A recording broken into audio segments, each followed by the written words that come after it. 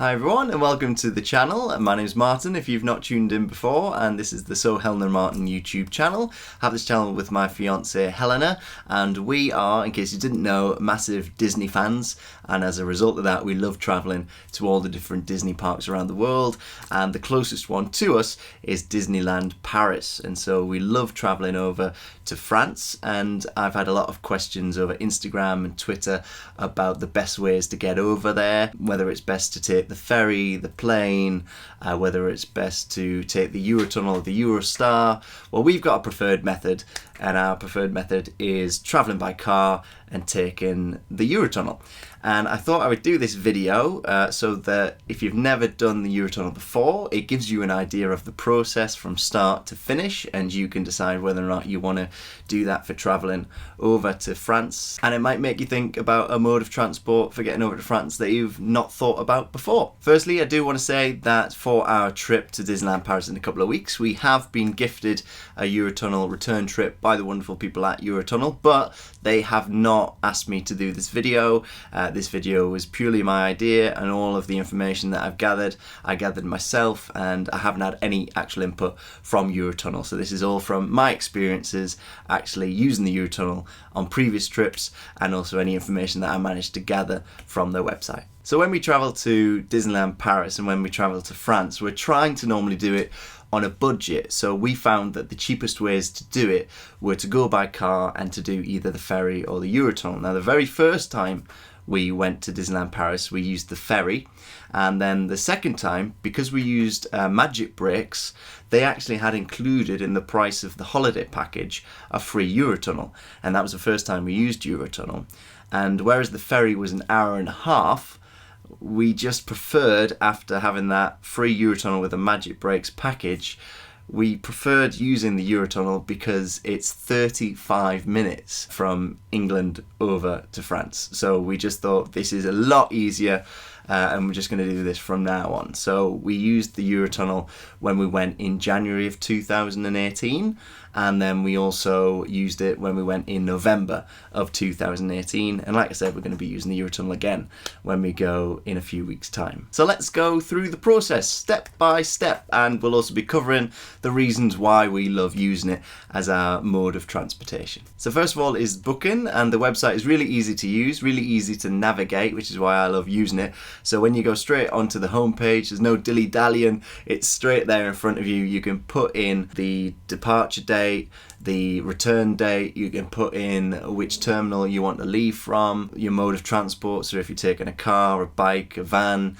You can put whether you're going to have a roof rack, whether you're going to have bicycles attached. It gives you different prices as soon as you click search, and one of my main tips is to just check the days before or after the days that you're thinking, just to see whether there's a price change, because sometimes there can be. And the different times as well tend to have different prices. So we tend to pick the earliest Eurotunnel going because we want to get to Disneyland Paris as soon as possible, and then we tend to pick the later Eurotunnel when we come back because we want to leave as late as possible, and those times tend to be the cheapest times because they're not sort of within the rush hour. In terms of departure times, they've got like 4 departures in every hour, and you can depart as early as you want, really. I checked the other day and there was departure times at like 4 o'clock in the morning, but we've travelled, I think, before at 6 o'clock in the morning,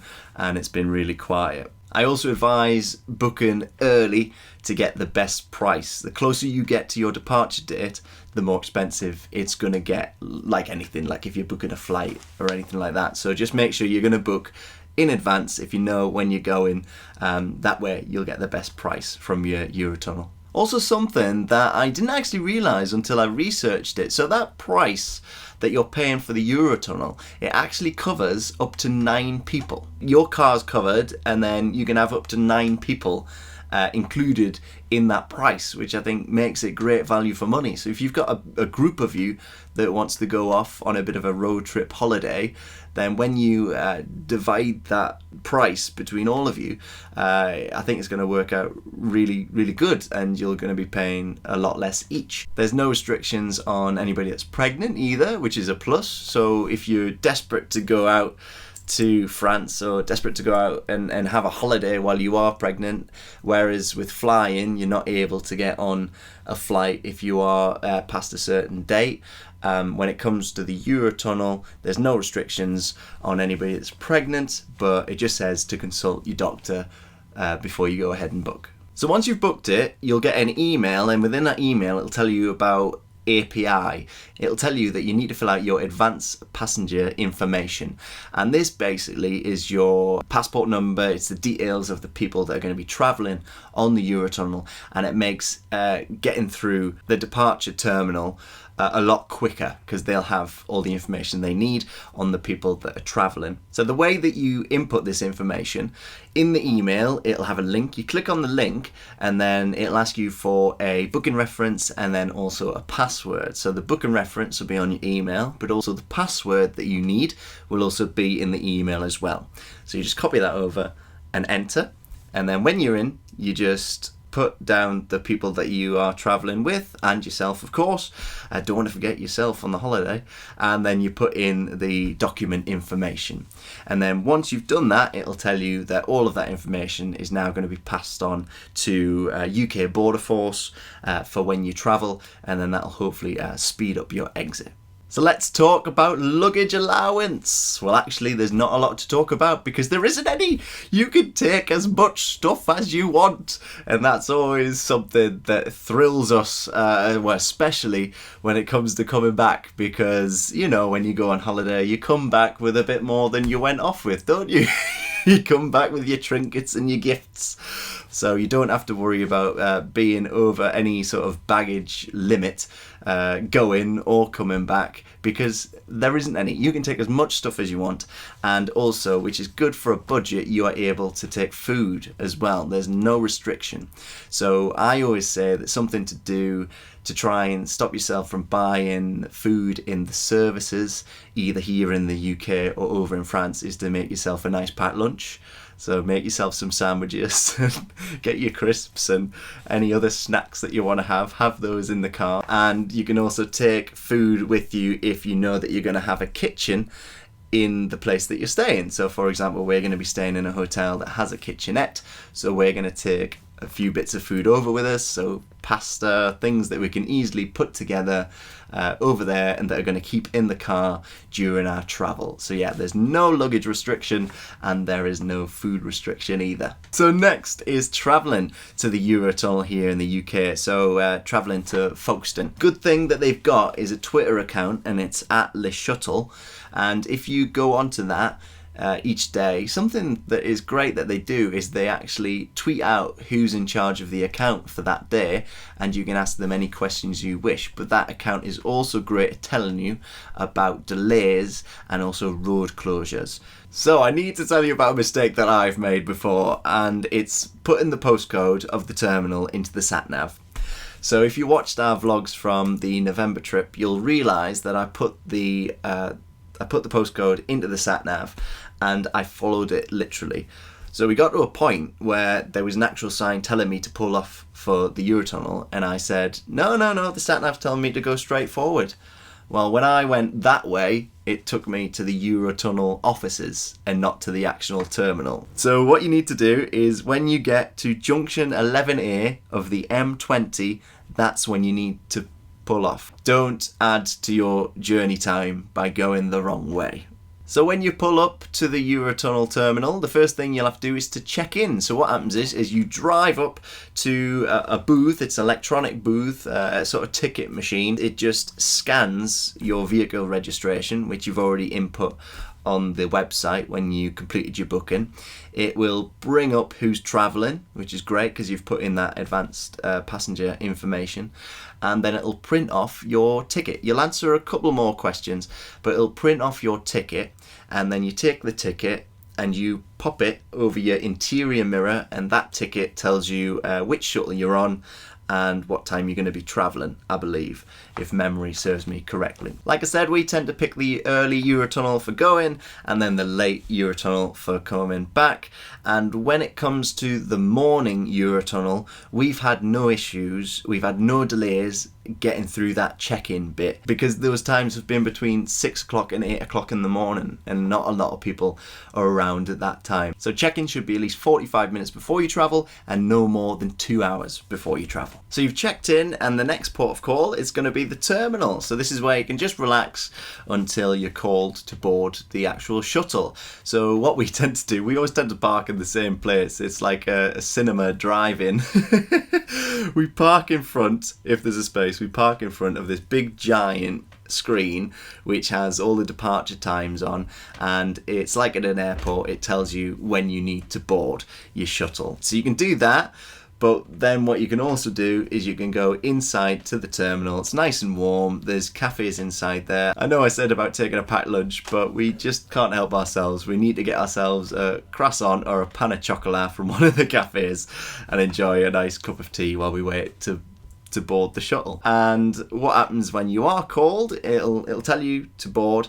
You get back in your car and you follow the signs, and also there's a few staff around as well at times to direct you to where you need to go. And then you'll go through passport control, so make sure you have your passports with you. You can forget your luggage, but don't forget your passport, because you won't be getting on that shuttle. Once you get through passport control, some of the cars are randomly security checked, and we've been picked before. All that happens is you pull over to one side, bring your windows down, you turn your engine off. I think I was asked to also open up the boot of the car. It takes a couple of minutes and then you're on your way to the shuttle. So next thing is driving onto the shuttle, and I always think it's a bit sci-fi. I always compare it to going on the ride at Disneyland Paris or Disney, which is Star Tours. It just, something about it reminds me of like a sci-fi show. You'll drive onto the shuttle. Again, there'll be people directing you. You'll be in a line of cars, and then you go onto the shuttle, and then there'll be a person who will tell you how close you need to pull up to the car in front, because that was something that I was really worried about. I thought, well, what if I pull up too close and then the one behind me is too close, and then they tell me that I have to reverse, and then everybody will be reversing. I went into panic mode, but thankfully there is somebody there to tell you when you need to stop. And then once you're inside, you just turn your engine off, you bring your windows halfway down. You can get out of the car and stand around, but the only thing they don't want you doing is walking in between all of the cars, so either in front of the car or behind the car, because obviously that's how accidents could happen if a car rolled forward or rolled backwards. So it's all to do with keeping you safe. When you're on there, this is one of the main reasons we love the Eurotunnel, it takes 35 minutes, and it's from motorway to motorway. Really easy driving on the motorway in England. You get on, and then there's no faffing about trying to drive through villages and trying to navigate your way onto the motorway. Clearly signposted when you get over to France.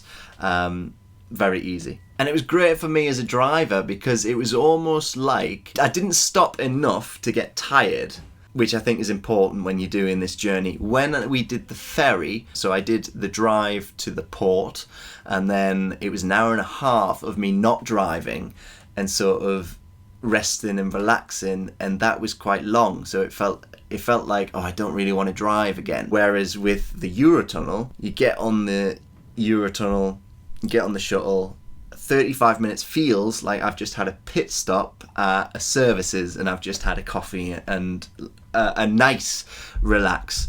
Just when you think, I'll get settled now, the announcement comes on saying, can you please get ready to start your engines? Because of the Eurotunnel, it actually takes me less time, and I find this really hard to fathom.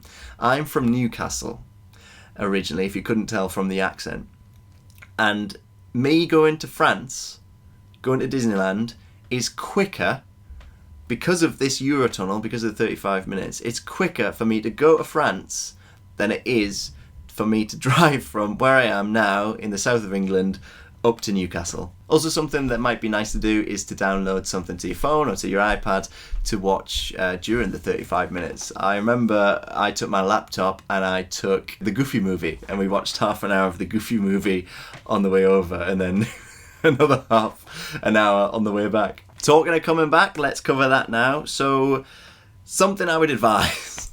This is all because of things that I've done, the lessons I've learned. Make sure you double check where the port is, where the terminal is in Calais. Because I was so excited by Disney that I forgot to check this. And so the only time I was thinking about that Calais terminal was when I was getting in the car to drive back to the Calais terminal. And I must have drove a large portion of the way thinking to myself, am I going to the right terminal? Because I think I put it in and it came up with a few different suggestions. And so I just immediately started freaking out and thinking, we're going to miss it, are we going to get back? We're not going to make it. So yeah, just double check the postcode or the address. Make sure you know which terminal you're going to, and make sure you know roughly the route. So when you're coming back, it actually follows the same process as it does when you're leaving the UK. It's just you're going now from Calais back to England. We have found that it sometimes takes a little bit longer to get through passport control and things of that nature over in Calais. There's also a part where you can stop and go into a terminal that they've got over in Calais as well. So there are chances to grab a coffee and de-stress and relax before you go through to passport control. Something that I do have to bring up, and I'm sorry that I'm bringing it up because people are probably sick to the back teeth about hearing about this, but I just needed to put it in. It's Brexit. So some of you might be a little bit worried about travelling over to France because of Brexit. So if you're worried about how Brexit is going to affect travelling with the Eurotunnel, then they've got some great articles, some great information on their website. So I would suggest you just go over there if you do have any concerns. And they do have something called the Brexit Promise, which will probably and hopefully put your mind to rest. So what I want to do now is just go through a price comparison that I did for the Eurotunnel alongside the other ways that you might get to France. So what I did is I went with some dates, and then with those dates I checked all these different modes of transportation. So this will give you an idea as to where it fits in to the cheapest to the most expensive ways to travel over there, and it'll also give you an idea as to where it fits in as to like most convenient way to get over. So I chose the dates February the 2nd till February the 7th 2020. Now these prices may have changed from when I looked. So the cheapest option was the ferry at around £100, but if you're driving, it's the journey to the port. Like I said earlier, it's an hour and a half on the ferry, and then it's going to be, if you're driving to Disney, it's going to be another 3 hours after that. So next was flying, and what I did for this is I put in London airports, so just a general thing. And this was the cheapest one that I found. This was from Southend, and it's £133, but then you have to factor in the luggage allowance. So that price was only with one 20-kilogram suitcase, and that price only covers the 2 people.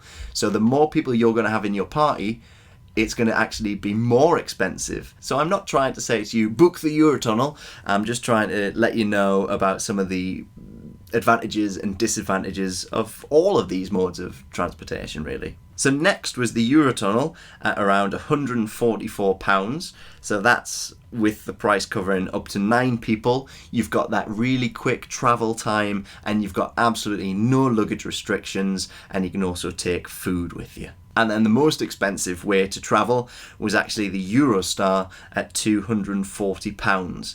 And the Eurostar takes 2 hours and 40 minutes to get to Disneyland Paris. So that's it really. I've talked through the process of the Eurotunnel. I've also talked through, I've touched on the other modes of transportation, and I've also mentioned some sort of prices there, so that might give you an idea as to which mode of transport you want to take to go to Disneyland Paris, and you might be able to now say, yes, that's the most convenient option for me. But yeah, our preferred method of getting over to Disneyland Paris, because we are on a budget, the one that's more convenient for us, the one that makes me less tired, the one that makes me less anxious, is Eurotunnel. And it's because it's got a really easy booking process. There's lots of different departure times. There's no luggage restriction. You can get the croissants and the pan of chocolats in the terminal before you go. There's up-to-date travel information. The top reasons have got to be that it's motorway to motorway, and it only takes 35 minutes. And that's it for this video on the Eurotunnel. I hope that you've enjoyed. I hope that it's given you a bit more of an insight if you've never used the Eurotunnel, maybe giving you some ideas for future trips.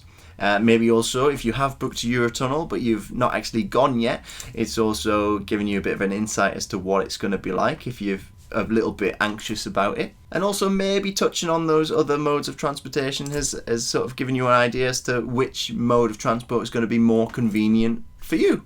If you are travelling to Disneyland Paris for the first time by car and you're a little bit worried as to what you need to travel over to France, I have recorded some videos previously, what you need to drive in France. I will put those in the description box below as well, which you can check out. And all that I can say now is thank you so much for watching, and we will see you in the next video. Bye!